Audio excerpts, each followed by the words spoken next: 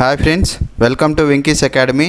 Download Winkies Academy mobile app from Play Store on your mobile and get all concepts for free. No need to pay a single rupee.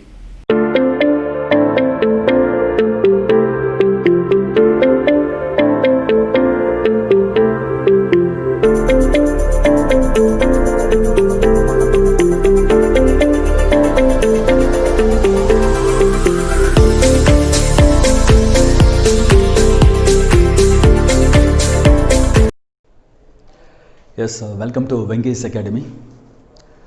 Today that concept, especially for the aspirants, those who are appearing for the competitive exams like bank కావచ్చు, SSC కావచ్చు, railways కావచ్చు, లేదు constable కావచ్చు, SI కావచ్చు, any state level కావచ్చు, national wide exams కావచ్చు. ఈరోజు నేను మీకు అర్థమెటిక్ పైన ఒక ఇంట్రడక్షన్ ఇస్తాను. ఈ అర్థమెటిక్లో చాలామంది టైం సేవింగ్ రావట్లేదని చెప్పేసి చాలామంది మళ్ళీ కాల్ చేశారు నాకు. For the sake of their request that మళ్ళీ నేను ఒక వీడియో మీకు రిప్రజెంట్ చేస్తున్నాను అబౌట్ అర్థమెటిక్ అనమాట. చాలామంది స్టూడెంట్స్ ఫోన్ చేస్తున్నారు, మెసేజ్లు పెడుతున్నారు అబౌట్ అర్థమెటిక్ అనమాట. సార్ మాకు ఈ అర్థమెటిక్ పైన ఎగ్జామ్స్ పాయింట్ ఆఫ్ వ్యూలో మాకు టైమింగ్ రావట్లేదు, ఏం చేయాలి మేము టైమింగ్ రావాలంటే, ఇవన్నీ అడుగుతున్నారు. సో వాటి కోసం ఆ క్లారిఫికేషన్స్ కోసం నేను ఈరోజు మీకు ఈ కాన్సెప్ట్ ఇస్తున్నాను. నవ్సి బేసిక్గా ఈ అర్థమెటిక్, ఈ రీజనింగ్ అర్థమెటిక్ అనేది కామన్ సబ్జెక్ట్స్ అనమాట. ఎనీ కాంపిటేటివ్ ఎగ్జామ్స్ రాష్ట్ర స్థాయిలో కావచ్చు, జాతీయ స్థాయిలో కావచ్చు, ప్రతి ఒక్క ఉద్యోగానికి ఇది ఒక మెజర్మెంట్ స్కేల్ అనమాట. మరి ఇటువంటి రీజనింగ్ అర్థమెటిక్ మనము ఎప్పటికైనా గుర్తుపెట్టుకోండి. ఈ రీజనింగ్ అర్థమెటిక్ స్పెషాలిటీ ఏంటంటే ఇంట్రెస్టింగ్ చాప్టర్స్ అనమాట. ఇది అంటే చేసే కొద్దీ మళ్ళీ చేయాలనిపిస్తుంది. నేర్చుకున్నాము, కోచింగ్ వెళ్ళిపోయాము, 1 year కూడా అయిపోయింది అనుకుంటాం, జాబ్ రాలేదు, అయినా కూడా మళ్ళీ చేయాలనిపిస్తుంటుంది. ఆ రీజనింగ్ అర్థమెటిక్ స్పెషాలిటీ అదనమాట. చాలామంది ఆస్పిరెంట్స్ అది స్ట్రెంత్ కావచ్చు, వీక్నెస్ కావచ్చు, ఎప్పుడు కానీ ఎక్కువ ఇంట్రెస్టింగ్ ఇంట్లో ఉన్నప్పుడు కూడా వాళ్ళు ప్రాక్టీస్ చేసేది ఎక్కువ ఉంటే రీజనింగ్ అర్థమెటిక్ పని చేస్తుంటారు, మిగతా వాటిపైన వదిలేస్తారు. సబ్జెక్ట్స్ ఇంగ్లీష్ కావచ్చు, లాంగ్వేజ్ అనమాట, జనరల్ అవేర్నెస్ కావచ్చు, దాని మీద అంత ఫోకస్ చేయరు.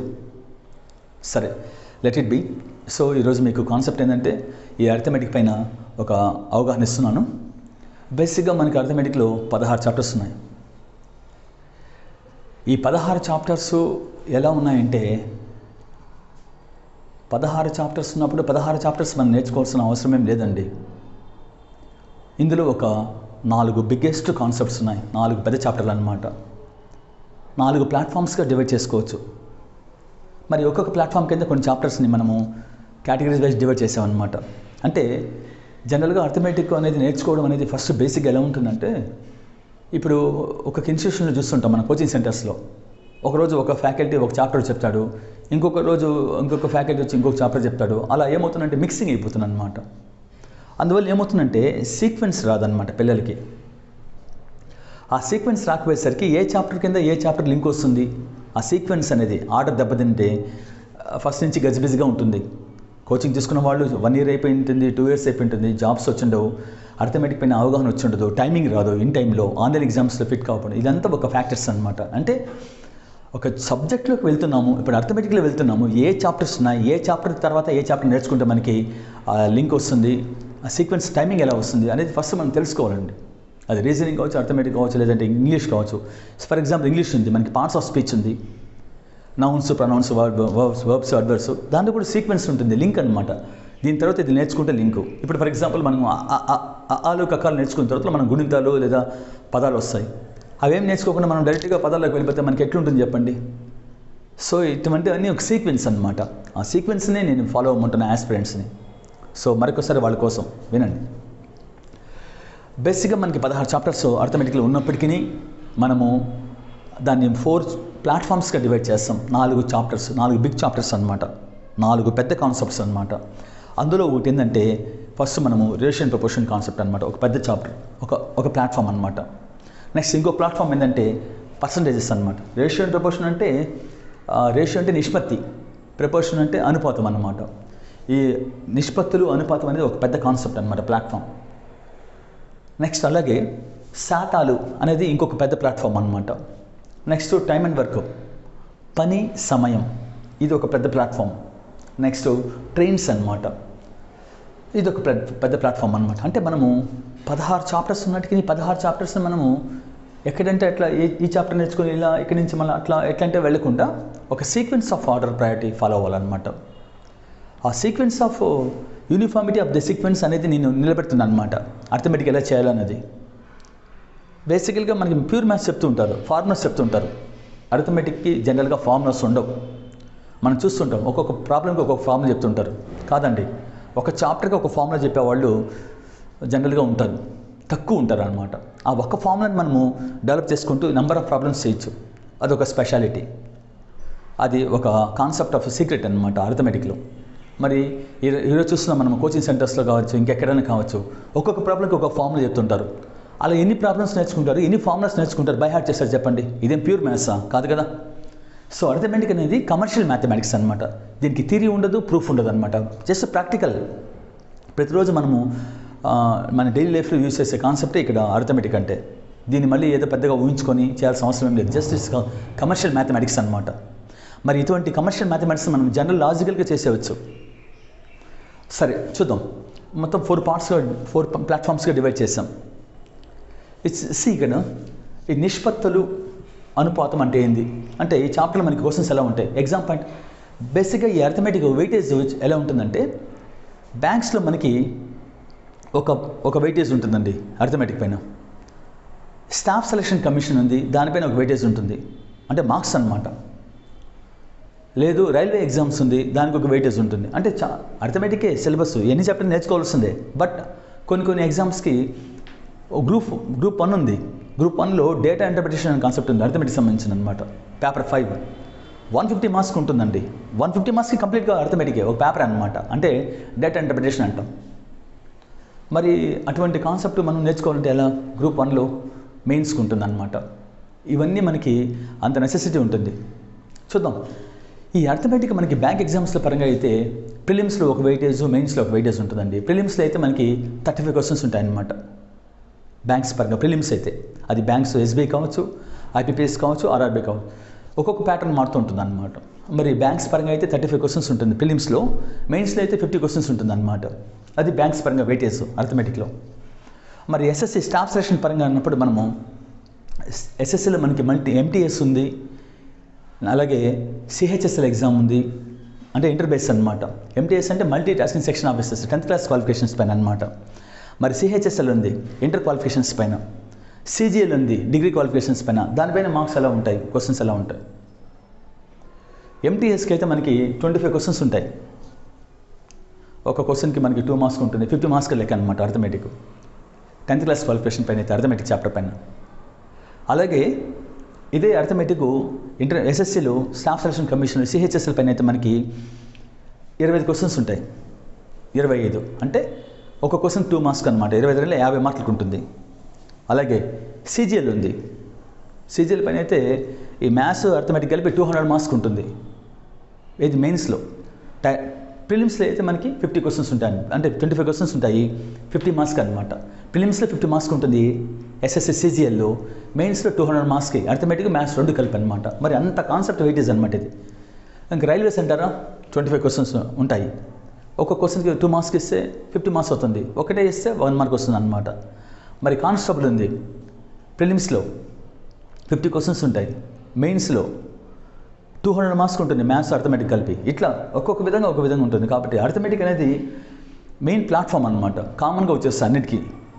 గ్రూప్ 1 కావచ్చు, లేదంటే గ్రూప్ 2 కావచ్చు, గ్రూప్ 3 కావచ్చు, గ్రూప్ 4 కావచ్చు, ఇట్లా అనమాట ఇవన్నీ. కాబట్టి ఇది క్యాట్ ఎగ్జామ్స్కి అయితే అర్థమెటిక్ అనేది డేటా ఇంటర్ప్రిటేషన్ పైన పోతుంటుంది. డేటా ఇంటర్ప్రిటేషన్ అంటే అర్థమైంది DA, data analysis part, data interpretation part, data sufficiency part CAT ఎగ్జామ్స్కి అయితే. అర్థమెటిక్ అంటే ఈ చాప్టర్స్ ఉంటుందండి క్యాట్ ఎగ్జామ్స్కి అయితే. క్యాట్ ఎగ్జామ్ సిలబస్ వేరు, అర్థమెటికే ఉంటుంది, కానీ ఈ చాప్టర్స్ ఉండవు. లింక్ ఉంటుంది అంతే. Data interpretation, data sufficiency, data analysis part, ఈ 3 కలిపి క్యాట్ అనమాట. క్యాట్ ఎగ్జామ్ అంటే కామన్ అడ్మిషన్ టెస్ట్. నేషనల్ లెవెల్లో మనం ఎంబీఏ చేయాలనుకుంటే క్యాట్ ఎగ్జామ్ రాసుకోవాలి, ఐఎంఎస్ అనమాట. అలా అంటే ఈ అర్థమెటిక్ యొక్క సిగ్నిఫికెన్స్ చెప్తున్నాను. నెక్స్ట్ ఇప్పుడు ఈ రేషన్ ప్రపోర్షన్ పైన మనకి నిష్పత్తులు అంటున్నా, అనుపాతం అంటున్నా, క్వశ్చన్స్ ఎలా ఉంటాయి. నిష్పత్తి అంటే భాగాలు. ఈ చాప్టర్లో మనకి క్వశ్చన్స్ ఎలా ఉంటాయంటే, కొంత అమౌంట్ ఉంటుంది, ఆ కొంత అమౌంట్ టోటల్ అమౌంట్ ఇస్తాడనమాట. ఒక 2-3 ఇస్తారనమాట. ఇచ్చేసి ఆ డబ్బుల్ని పంచండి అంటాడు నిష్పత్తుల్లో. అంటే ఆ బేస్ వేసి మనం ఆ డబ్బుల్ని డిస్ట్రిబ్యూషన్ చేయాలన్నమాట. రేషియో అంటే నిష్పత్తి అంటే భాగాలు అంటాం. ప్రపోర్షన్ అంటే అనుపాతం అనమాట. ఆ క్వశ్చన్స్ అలా ఉంటాయండి దానిపైన. నెక్స్ట్ నేను ఈ చాప్టర్ని దీని కింద ఎందుకు రాశాను అంటే, రేషియో అండ్ ప్రపోర్షన్ చాప్టర్ నేర్చుకుంటే ఫస్ట్ మనం నేర్చుకుంటే ఇక్కడి నుంచి మనం ఇక్కడికి లేదా అక్కడికి వెళ్ళకూడదు. ఏదైనా ఒక ఫస్ట్ మనం నేర్చుకోవాలంటే ఏదైనా సరే పైన ఉండే చాప్టర్స్ నేర్చుకుంటే ఏ చాప్టర్ నేర్చుకోవచ్చు. పైన ఉండేటివి బిగ్గెస్ట్ కాన్సెప్ట్ అనమాట. ఈ కింద ఉండేటివన్నీ దానికి ఇంటర్లింక్డ్ కాన్సెప్ట్స్ అనమాట. For example ratio and proportion ఉంది. ఇది నేర్చుకున్న వెంటనే ఇంకో చాప్టర్కి వెళ్ళేదానికి లేదు. దీనికి కిందికి రావాలి. పార్ట్నర్షిప్ అంటాం, అంటే భాగస్వామ్యం. అర్థమెటిక్లో పార్ట్నర్షిప్ ఒక చాప్టర్ అనమాట. దీనికి లింక్ వచ్చి ఏజెస్ అనమాట. అంటే ఈ మూడు కలిసి ఒక ప్లాట్ఫామ్. ఈ మూడింటిని మనం ఒకే ప్లాట్ఫామ్ కింద లెక్కేసుకోవచ్చు. అంటే రేషియో అండ్ ప్రపోర్షన్ చాప్టర్ పైన నువ్వు ఎంత కమాండింగ్ నేర్చుకుంటావో ఆ యొక్క అప్లికేషన్స్ అన్ని మనం ఇక్కడ ఇంప్లిమెంట్ చేస్తాం అనమాట. ఏ చాప్టర్ పైన? పార్ట్నర్షిప్ పైన, ఏజెస్ పైన. సో దీన్ని ఏమంటామంటే ఈ మూడు కలిసి ఒక ప్లాట్ఫామ్ అంటాం. ఇంటర్లింక్డ్ కాన్సెప్ట్స్ అనమాట. Basically if you thorough with this concept of ratio and proportion, ఈ పార్ట్నర్షిప్ చాప్టరు అంటే భాగస్వామ్యాలు, ప్రాబ్లమ్స్ అండ్ ఏజెస్ అనమాట, వయసులమైన సమస్యలు, ఈ మూడు కలిసి ప్లాట్ఫామ్. ఇక్కడ మనకి జనరల్గా exam point of view 2 or 3 మార్కులు ఇస్తుంటాడు ఎగ్జామ్లో. పార్ట్నర్షిప్లో 2 మార్క్స్ ఇస్తుంటాడు, ఏజెస్ పైన 2 మార్క్స్ ఇస్తుంటాడు. ఓవరాల్గా ఈ ప్లాట్ఫామ్ మనకి 6 కానీ 7 కానీ ఇచ్చే పాసిబిలిటీ ఉంది. అటు ఇటు ఇస్తుంటాడు. అంటే ఈ మూడు కలిసి ప్లాట్ఫామ్ అనమాట. నెక్స్ట్ ఇంకా ప్లాట్ఫామ్ ఏంటంటే పర్సంటేజ్ చాప్టర్ నేర్చుకున్నాం అనుకోండి. తెలుగులో అంటారు శాతం అనేసి. ఈ చాప్టర్ నేర్చుకున్నాం అనుకోండి, దీనికి లింక్ వచ్చి దీనికి నేర్చుకుంటే మళ్ళీ ఇది నేర్చుకోవాలి. వేరే నేర్చుకోవడానికి ఛాన్స్ లేదు. ఎందుకంటే ఈ మూడు కలిసి ఒక ప్లాట్ఫామ్ కాబట్టి, 4 కలిసి ప్లాట్ఫామ్. ప్రాఫిట్ అండ్ లాస్ అంటున్నాం. పర్సంటేజ్ అంటే శాతాలు, అంటే 100కి ఎంత లెక్క కట్టడం పర్సంటేజ్ అంటే. పర్ అంటే ఎంత, సెంట్ అంటే 100 అనమాట. 100కి ఎంత అని వచ్చింది చెప్పడాన్ని పర్సంటేజ్ అంటాం. మీరు నమ్మండి నమ్మకపోండి, అర్థమెటిక్లో బిగ్గెస్ట్ చాప్టరు పర్సంటేజ్ అని చెప్పచ్చు. ఈ percentage chapter ratio proportion link ఉంటుంది, టైమ్ అండ్ వర్క్ లింక్ ఉంటుంది, ట్రైన్స్ లింక్, ఓవరాల్గా అన్నిటికీ లింక్ ఉంటుంది. మరి ఎందుకు సార్ మీరు సెపరేట్గా చేశారంటే ఇది ఒక కాన్సెప్ట్ అండి. మీరు నమ్మకపోండి, క్యాట్ ఎగ్జామ్ ఉంది, లేదా గ్రూప్ 1 ఉంది. గ్రూప్ 1లో మనకి మెయిన్స్లో పేపర్ 5 ఉంది, ఒక పేపరు. దాన్ని ఏమంటామంటే డేటా ఇంటర్ప్రిటేషన్ అంటాం. ఆ డేటా ఇంటర్ప్రిటేషన్ పేపర్ 5 అంటాం. ఈ పర్సంటేజ్ లింక్ బేస్ చేసుకొని ఆ డేటా ఇంటర్ప్రిటేషన్ 150 మార్క్స్ ఉందండి దాదాపు. ఈ చాప్టర్ రేషియో, ఇది యావరేజ్ ఒక చాప్టర్. ఆ మూడు కలిసి 150 మార్కులకు ఉంటుంది. అంత పవర్ఫుల్ కాన్సెప్ట్ అనమాట ఇది. సరే, నెక్స్ట్ సెకండ్ ప్లాట్ఫామ్ ఏంది మనకి శాతం మీద మనం చాప్టర్ బాగా నేర్చుకున్నాం అనుకోండి. కమాండింగ్, క్యాలిక్యులేషన్స్ లేకుండా మ్యానిపులేషన్స్ అనమాట. ఒక ప్రాబ్లం చూసి పర్సంటేజ్ కనుక్కునే విధానం నేర్చుకున్నాం అనుకోండి. దీనికి లింక్ వచ్చి ప్రాఫిట్ అండ్ లాస్ అనమాట. లాభ నష్టాలు ఒక చాప్టర్. ప్రాఫిట్ అంటే లాభం, నష్టం అనమాట, లాస్ అంటే. నెక్స్ట్ దీనికి లింక్ వచ్చి మనకి ఏముంది? సింపుల్ ఇంట్రెస్ట్, బారు వడ్డీ అంటాం, లేదా సాధారణ వడ్డీ అంటాం. ఇంట్రెస్ట్ అనమాట. ఇంట్రెస్ట్లో బేసిక్గా 2 రకాలు, సింపుల్ ఇంట్రెస్ట్ ఒకటి, కాంపౌండ్ ఇంట్రెస్ట్ ఒకటి. సాధారణ వడ్డీ అంటాం దీన్ని చక్రవడ్డీ అంటాం, చక్రవడ్డీ. ఈ 4 కలిసి ఈ ప్లాట్ఫామ్ కింద వస్తుంది అనమాట, స్ట్రీమ్ కింద. ఈ 4 కలిసి ఒక ప్లాట్ఫామ్ డివైడ్ చేసుకోవచ్చు. కాబట్టి if you thorough with this the concept of the percentages, we can get the 3 chapters as a bonus అనమాట. ఈ మూడింటిపైన మన లింక్ వస్తుంది, కమాండింగ్ వస్తుంది అనమాట. ఇక్కడ ఉండే అప్లికేషన్స్ని ఇంప్లిమెంట్ చేస్తాం అంతే. కొత్తగా ఇదేం నేర్చుకోము. ఇక్కడ కూడా అంతే. రేషియో అండ్ ప్రపోర్షన్లో ఉండే అప్లికేషన్స్ ఈ రెండింటికి అప్లై చేస్తాం. సో అందుకే ఆ పైన 4 చాప్టర్లు పెద్దవి ఏదైతే ఉన్నాయో వాటిపైన మంచి కమాండింగ్ ఉందనుకోండి, ఇవన్నీ ఫింగర్ టిప్స్ మీద మనం చేసుకోవచ్చు అనమాట. నెక్స్ట్ ఇంకో 3 కాన్సెప్ట్ చూద్దాం. టైమ్ అండ్ వర్క్ అంటున్నాం. టైము, వర్క్, పని, సమయం. ఒక బిల్డింగ్ ఉంటుంది, ఒక వర్క్ ఉంటుంది, ఒక లేబర్స్ కొంతమంది ఉంటారు. ఆ లేబర్స్ కలిసి ఒక వర్క్ని ఎన్ని రోజులు పూర్తి చేయాలి, ఒక బిల్డింగ్ని ఎన్ని రోజులు పూర్తి చేస్తారు, దానికి ఎన్ని రోజులు కావాలి, దానికి ఎంత కూలీ ఇవ్వాలి, ఇవన్నీ సంబంధించింది అనమాట. ఇన్ని గంటల్లో, రోజుకి ఇన్ని గంటలు చేస్తే ఎంతమంది లేబర్స్ అవసరము, ఎన్ని రోజులు పూర్తవుతుంది, ఇలాంటివన్నీ ఇస్తుంటుంది అనమాట. టైమ్ అండ్ వర్క్ కాన్సెప్ట్ అనమాట. అలాగే దీనికి లింక్ వచ్చి మనకి పైప్స్, సిస్టమ్స్ అనమాట. పైప్స్ అంటే ట్యాప్, కొళాయిలు ఉన్నాయి కదా, కొళాయిలు. సిస్టమ్ అంటే ట్యాంక్ అనమాట. ట్యాంక్ అంటే మన ఇళ్ళలో ఉంటాయి కదా పైన ఓవర్ ట్యాంకు, వాటర్ ట్యాంక్ అనమాట. అది ట్యాంకులు, ట్యాపులు అనమాట. ఇది చాప్టర్. ఈ చాప్టరు బేసిక్గా టైమ్ అండ్ వర్క్కి ఇంటర్ రిలేటెడ్ అనమాట. ఈ చాప్టర్ నేర్చుకుంటే ఈ చాప్టర్ ఆటోమేటిక్గా వచ్చేసినట్లు లెక్క అనమాట. అంత కాకపోతే ఏంటంటే ఆడ పర్సన్స్ ఉంటారు, పర్సన్స్ బదులు ట్యాప్ ఉంటుంది అనమాట. అంటే ట్యాపులు, ట్యాంకులు అనమాట. నెక్స్ట్ దీనికి లింక్ వచ్చి చైన్ రూల్ అనమాట. చైన్ రూల్ అంటే గొలుసు సూత్రం అంటారు తెలుగులో. గోల్ సూత్రం అంటే ఫర్ ఎగ్జాంపుల్ వర్క్ ఉంది, కొంతమంది లేబర్స్ ఉన్నారు, ఇంతమంది తగ్గారు, ఎన్ని రోజులు పెరుగుతాయి, లేదు ఇంతమంది లేబర్ ఎక్స్ట్రా వచ్చారు, ఎన్ని రోజుల్లో తగ్గుతుంది, ఇలాంటివన్నీ లింక్ అనమాట. ఇంతమంది లేబర్స్కి ఇంతమంది కాంట్రాక్ట్ అమౌంట్ వస్తుంది, ఇంతమంది ఆబ్సెంట్ అయితే ఎంతమందికి ఎక్స్ట్రా మనం డబ్బులు ఇవ్వాల్సి వస్తుంది, లేదంటే తగ్గించాల్సి వస్తుంది, ఇదన్నీ అనమాట చైన్ రూల్ పార్ట్ అనమాట. ఈ 3 కలిసి ఒక platform, time and work platform అంటాం. అలాగే ట్రైన్స్ ఒక చాప్టర్ ఉంది. ఈ ప్లాట్ఫామ్ ఏంటంటే speed equal to distance by time అనమాట. వేగం ఈక్వల్ టు దూరం బై కాలం అనే కాన్సెప్ట్ని యూజ్ చేసి ఈ ప్లాట్ఫామ్ అనమాట. ట్రైన్స్ చాప్టర్, రైళ్ళు అంటాం. అంటే ట్రైన్స్ చాప్టర్లో ఉండే బేసిక్ రూల్స్ నేర్చుకున్నాం అనుకోండి. టైమ్ అండ్ డిస్టెన్స్ అంటే దూరము కాలం అనమాట. అలాగే బోట్స్ అండ్ స్ట్రీమ్స్ అనమాట, పడవలు ప్రవాహాలు. మనకి ఈ బీటెక్ వాళ్ళకి, ఇంజనీరింగ్ వాళ్ళకి ఎక్కువగా క్యాంపస్ ప్లేస్మెంట్స్లో ఈ చాప్టర్స్ పైన ఎక్కువ ఫోకస్ చేస్తుంటారు అనమాట. Speed equal to distance by time అనే కాన్సెప్ట్. అంటే ఈ 3 చాప్టర్స్ని ఎక్కువగా వాళ్ళకి క్యాంపస్ రిక్రూట్మెంట్ ట్రైనింగ్లో, ఎగ్జామ్స్లో వాళ్ళు ఫేస్ చేస్తుంటారు అనమాట. సో మనకు కూడా మంచి కాన్సెప్ట్ ఇది, బోట్స్ అండ్ పడవలు ప్రవాహాలు. పడవలు ప్రవాహాల పైన క్వశ్చన్స్ ఎలా ఉంటాయి, ఇవన్నీ మనకి టోటల్గా ఇదొక 3, 4, 7, 10, 13 చాప్టర్స్ అనమాట. ఈ 13 చాప్టర్స్ మనం ఏమంటామంటే అర్థమెటిక్లో ఇంటర్లింక్డ్ చాప్టర్స్ అంటాం. ఇంటర్లింక్డ్ అంటే ఒకదానికొకటి లింక్ ఉంటుందన్నమాట. మరి ఈ 13 కాకుండా నేను పైన ఒక 3 రాశాను సపరేట్గా. ఈ చాప్టర్స్ని ఏమంటామంటే ఇంటర్లింక్డ్ చాప్టర్స్ కాదండి, అది ఇండివిజువల్ కాన్సెప్ట్స్ అంటాం. అంటే ఏ చాప్టర్కి సంబంధం ఉండదన్నమాట. మరి ఏంటది? యావరేజ్ చాప్టర్ ఒకటి. యావరేజ్ అంటే సరాసరి లేదా సగటు. అసలు యావరేజ్ అంటే అర్థమైంది అంటే యావరేజ్ మీన్స్ పర్ హెడ్ అనమాట. ఈక్వల్లీ డిస్ట్రిబ్యూషన్ అనమాట, సమానంగా డిస్ట్రిబ్యూట్ చేయడము, సగటున అనమాట యావరేజ్ అంటే. ఈ యావరేజ్ పైన ఒక సపరేట్ చాప్టర్ అనమాట. ఇది ఏ చాప్టర్కి లింక్ ఉండదు. అలాగే ఎల్సిఎం, హెచ్సిఎఫ్. ఎల్సిఎం అంటే లీస్ట్ కామన్ మల్టిపుల్, తెలుగులో అంటాం కసాగు, కసాగు. ఇది గసాబా. హెచ్సిఎఫ్ అంటారు, కొద్దిమంది దీన్ని జీసీడీ అని కూడా అంటారు. జీసీడీ అంటే గ్రేటెస్ట్ కామన్ డివైజర్ అనమాట. హెచ్సిఎఫ్ అన్న జీసీడీ అన్న 2 ఒకటే అనమాట. కాసాగు, గాసాబా మనం చిన్నప్పటి నుంచి నేర్చుకొని ఉంటాం. మరి ఇప్పుడు కూడా ఆ చాప్టర్ మనకు వస్తూనే ఉంటాయి, ఎప్పటికీ వస్తూనే ఉంటాయి కాంపిటేటివ్ ఎగ్జామ్స్లో. మంచి కాన్సెప్ట్ అనమాట అది. అయినా కూడా మనం మర్చిపోయి ఉంటాం, మరొకసారి దాన్ని రివిజన్ చేసుకుంటాం. సో ఎల్సిఎం, హెచ్సిఎఫ్ కాన్సెప్ట్ అనమాట. అలాగే మనకి ప్రాబ్లమ్స్ ఆన్ నంబర్స్ అనమాట, అంటే సంఖ్యల పైన సమస్యలు. ఇది కాన్సెప్ట్, లాజికల్ కాన్సెప్ట్ అనమాట. జనరల్గా కోచింగ్ సెంటర్స్లో ఈ chapters problems on numbers, LCM, HCF అవన్నీ చెప్పరు, ఎందుకంటే మీరు చేసుకోబండే అంటారు. చిన్నప్పటి నుంచి వచ్చిన కాన్సెప్టే కదా, మీరు చేసుకుని అంటారు జనరల్గా. సరే పోన్లే. ఇవన్నీ 13, 3, 16 అండి అర్థమెటిక్లో. ఇవి కాకుండా మనకి మెన్సురేషన్ ఉంది, జామెట్రీ పార్ట్. అంటే mensuration, what is the meaning of mensuration? మెన్సు అంటే అది గ్రీక్ వర్డ్ అనమాట, మెజర్మెంట్స్ అంటారు.